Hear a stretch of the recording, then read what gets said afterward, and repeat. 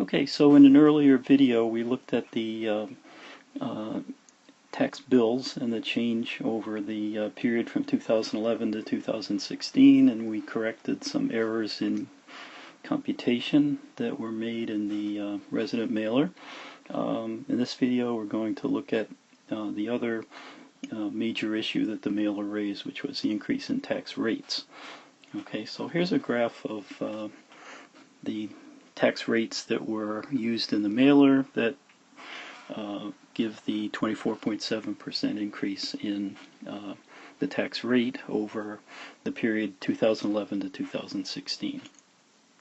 And basically the position of the town council is that what's driving this is a big increase in expenses. We're paying our employees too much, our benefit packages are too generous, and basically we're just spending ourselves into bankruptcy, and it's even been suggested that East Greenwich is the next Central Falls.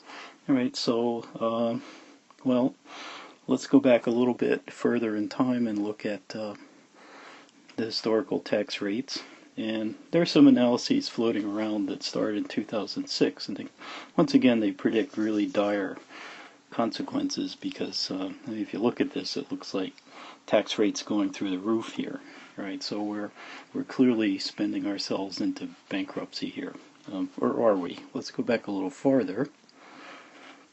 All right, so here's back to 2000, and this is on the state of Rhode Island municipal tax rate website.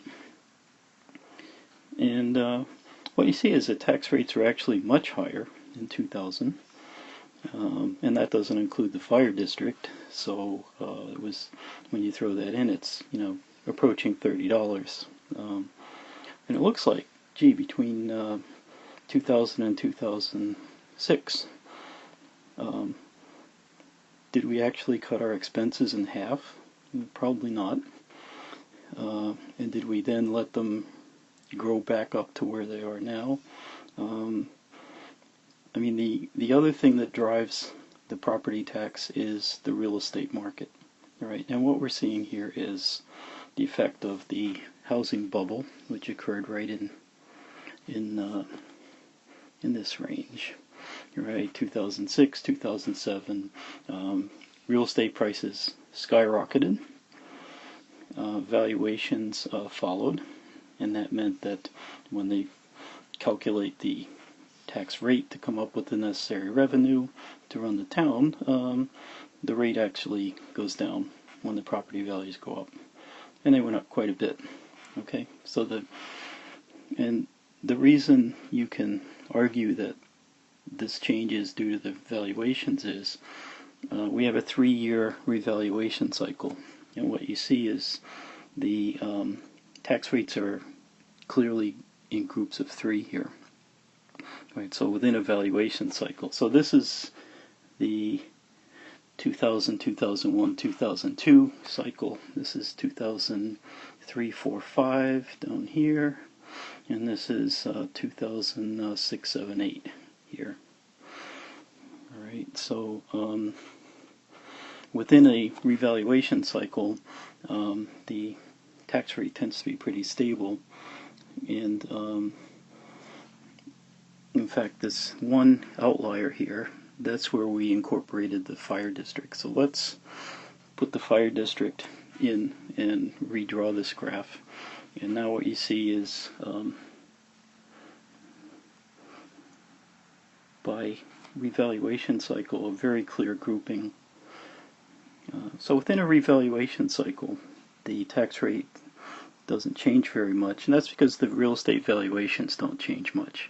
All right, the big changes occur at the boundaries of revaluation cycles, and that's the effect of the real estate market. All right, so the big driver in the change in tax rate is the real estate market, without question. All right, so how do we separate out the effect of changes in expenses, or let's say growing expenses, versus real estate market? Well, again, we can do that because within a revaluation cycle, in effect, we can look at the trend, and basically just within within each revaluation cycle. We can connect the dots here. And what you see is the slope of that line really isn't changing much. All right, this is kind of very informal analysis, but there's a link to a much more careful, much more technical analysis on the East Greenwich Parents Facebook site. And what you can see is that there's no evidence here at all that the slope of these lines, which represents the growth of due to changing expenses, certainly within a valuation period, there's no evidence that the slope of this line is getting much steeper. Okay, so in fact, if we carefully model this and do a regression model, it's a garden variety 20th century statistics regression model, we get 2.8% for the rate of growth of the expenses part of this. All right, now the real estate part, it's all over the place because in here, real estate prices were skyrocketing. In here, they were correcting. They're on their way back up right now, so if anything, our tax rate's likely to come down.